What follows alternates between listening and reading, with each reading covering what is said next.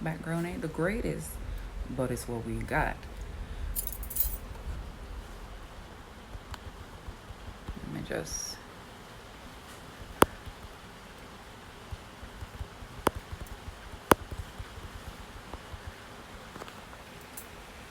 posting this. Hey Junior, I don't really know if a lot of people are gonna show up before I start talking because it is the middle of the day. I am, but it's just something that I want to get out there, and that I want to get over onto my IGTV. And I always prefer to talk to people like, "Hey, Style by Tash. I hope that everybody's okay. Greetings, welcome back. I know that we're just coming off a Heroes Weekend, and some of us are, just going back to work. It's Tuesday, Monday. It's very strange, but actually, the thing that I've come here to say is this. For those of you who are existing in uncomfortable environments, maybe you are sharing space with a family member that is volatile, maybe you're sharing space with somebody who's emotionally manipulative, maybe you're sharing space with somebody who, they're processing through a lot of anger, or they're processing through bitterness or resentment, or you're sharing space with one of those people who they want you to take responsibility for their emotions, so because they're going through an emotion you also need to go through it with them, or you're sharing space with somebody, or you're deeply empathetic, right? This is in particular for empaths. It's okay for you to leave the room. You don't have to stay in a room where somebody is being emotionally volatile, where the way that they're processing their emotions makes you feel uncomfortable. You don't have to stay in a room with somebody who makes you feel like you're walking on eggshells. You don't have to stay in a room with somebody who they are making you uncomfortable. Being in that room is making you uncomfortable. It's okay for you to leave. Now, there are some of us who we are caregivers. Either we are caregivers by virtue of our personality, or we have been conditioned into being caregivers by virtue of the relationships that we have. Some of us have been taught to take emotional responsibility for the people around us since we were very young. We were taught that the most important thing for us is to show up and be there with someone. We were taught that it was disrespectful to leave a room because of how somebody's emotions are playing out, or that you were abandoning them. People may have made you feel as though you were abandoning them because you chose to leave a space when they were engaging in behavior that made you feel uncomfortable. I understand that this was done to you. I understand that you believe that it is true, but I want to let you know it's not actually the truth, and it is okay for your own self-preservation, for your sanity, and for your safety to leave a space where somebody is making you uncomfortable. Right? This is not actually a very long video, because that's actually the thing that I want to cut straight to the core and say. I know that it might seem like a very extreme message for some people. Certainly earlier in my life it felt like a very extreme message to receive, because I would think I don't want to leave somebody to suffer alone, or I would think, depending on the person, they might take it away if I walk out of the room, or I would think, oh God, but me don't want them feel like they're being too much, or their emotions are bothering me, or I didn't want the person to encounter the truth of what it was like for me sharing space with them. But the fact of the matter is, you finding it difficult to be in the presence of somebody else's emotions doesn't necessarily mean that something is wrong with the person. It also doesn't mean that there's something wrong with you. It just means that you are not capable of being in the presence of their emotions at this time. And yes, there are times when you're actually sharing space with somebody who is volatile, and you feel like you don't know when they're either going to pop off and become violent, they're going to pop off and become verbally abusive. You don't know when they're going to pop off and become manipulative. And this is actually the challenge that a lot of us have. I think when you're sharing space with somebody who has the potential to become physically violent, it's easier for you to say, I need to get out of this space because this person may become violent towards me.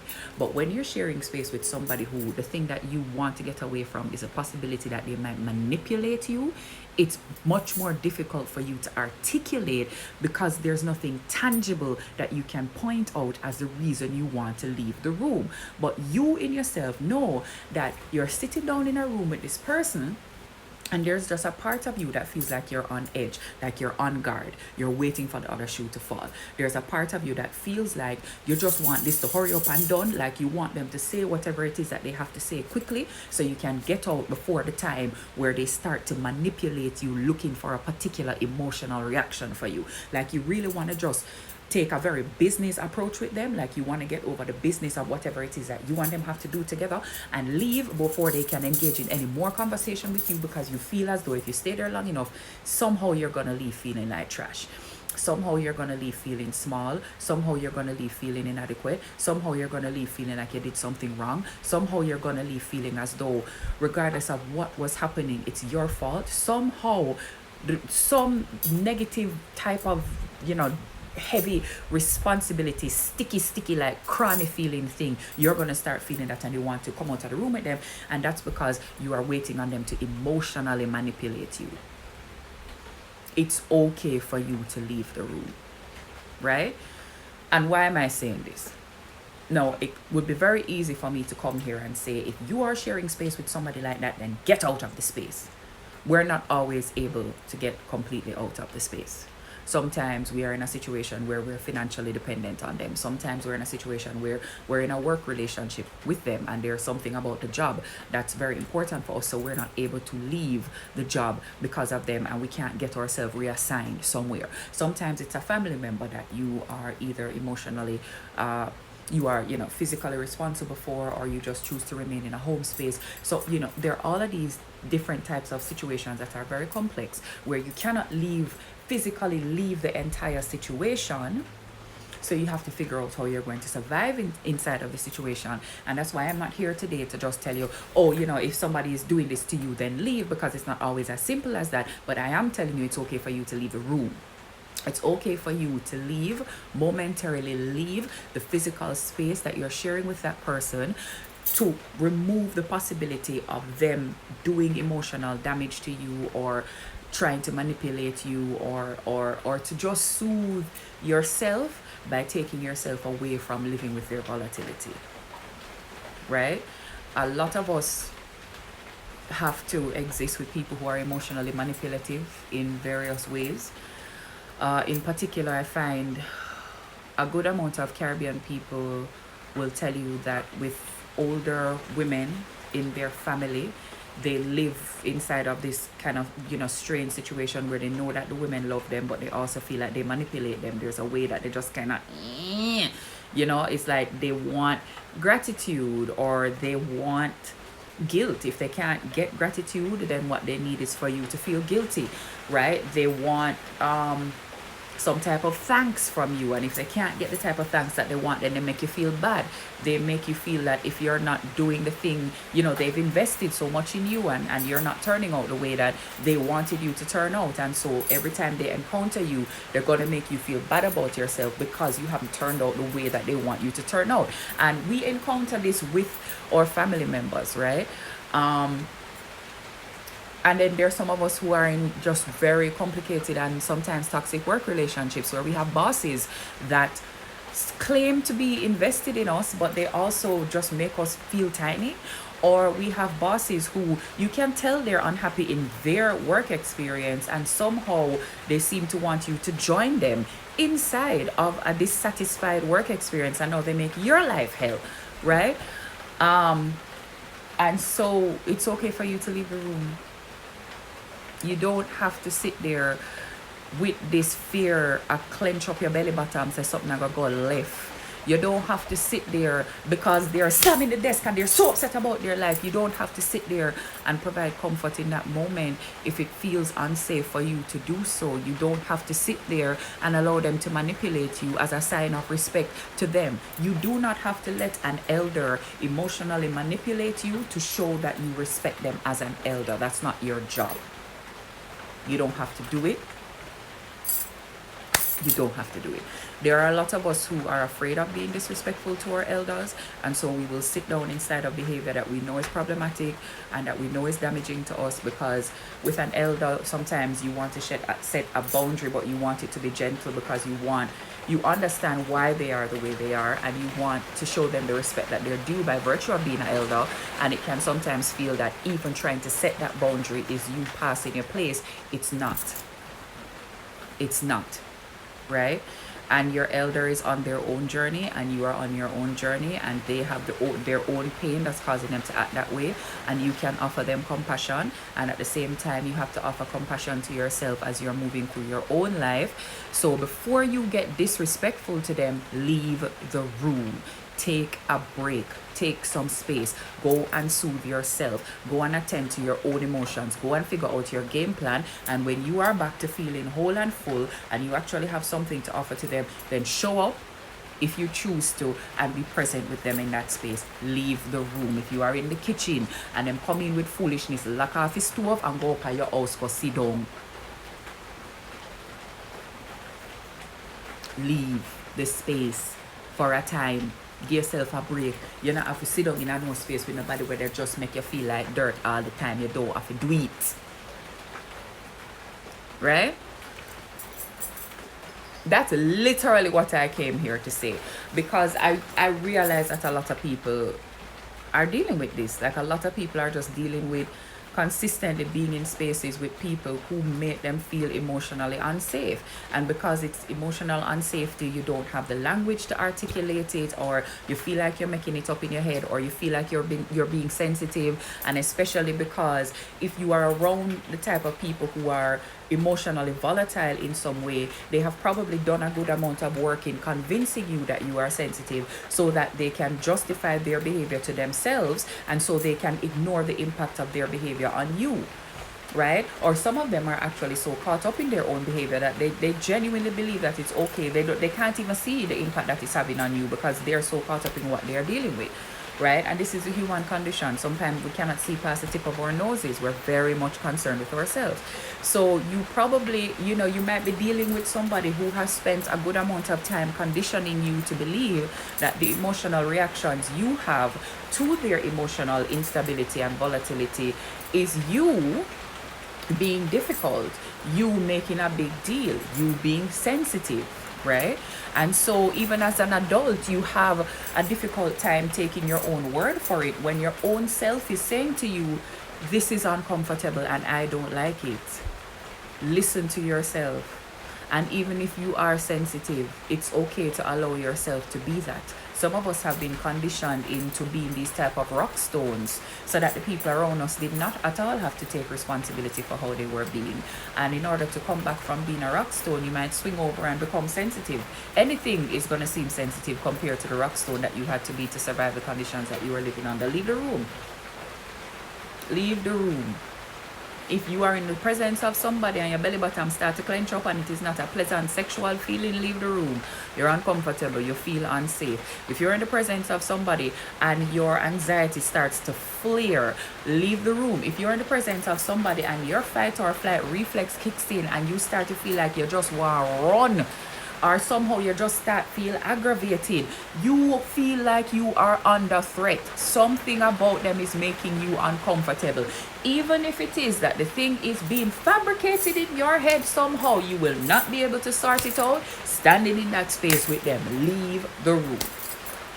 Leave the room. Right? Stop this type of self-abuse marauding as respect. You cannot keep on abandoning yourself for the sake of making other people comfortable. It is 2020. The world may go on in a different form, or it might end. Please, honey, if these are the last days, spend them comfortable. Leave the goddamn room.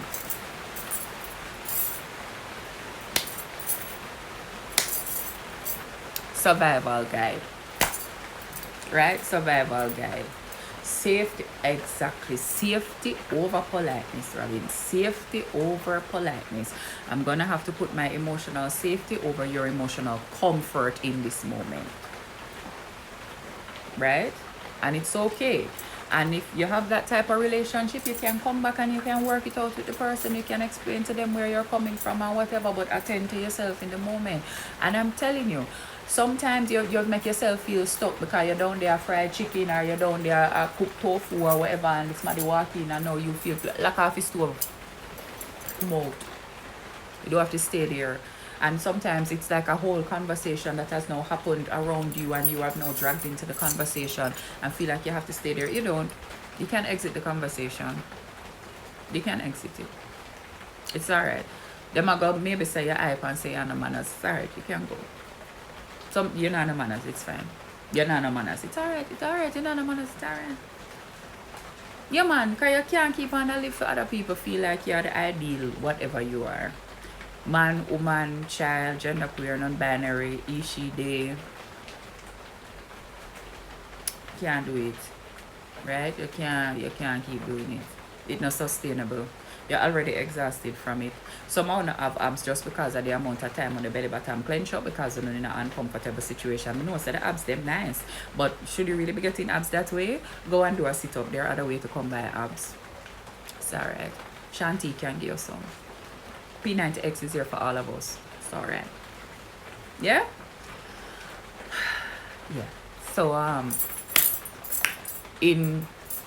let's recap. If you're in a situation, in a space with somebody who seems emotionally volatile, who makes you feel uncomfortable, who you feel like they may become violent or verbally abusive, or you're just waiting on them to manipulate you, somehow you know that if they talk to you for too long, you're going to end up feeling like trash. It's okay for you to leave the room. It's okay for you to create physical distance. It's okay for you to take space for yourself and go and work it out and self-soothe. It's okay for you to do all of that. Right? See it there? Rethinking my childhood anxiety and abs I never had to work for. Yeah, man, some man, we just have abs. Yeah, lower belly button just strong for no reason. Yeah, clench up because you're anxious. Yeah, man, leave the room. Leave the room. Okay? And I'm saying this to you as as Carla from MooreTalkJa, and I'm saying this to you in my new official capacity as of last night, official as a certified life coach. Leave the room. We ain't doing this. Okay? And that's all I have to say. Remember, Sunday at 11 o'clock, Upful Live Cast. This Sunday we will be looking at anxiety on Upful. We will be talking to two people who live with anxiety on the Upful Live Cast on Sunday at 11 a.m. Jamaica time, right here on MooreTalkJa. Please tune in so we can have this conversation. If any of you live with anxiety, you know anybody who lives with anxiety, you want to know if maybe what you're experiencing is anxiety, you just want to hear some, fan community, please, we'll be there at 11. It's going to be a great conversation. And as always, I love you. Thank you, Robin. I had real concerns about this here. Christina girl, I'm looking for you, right?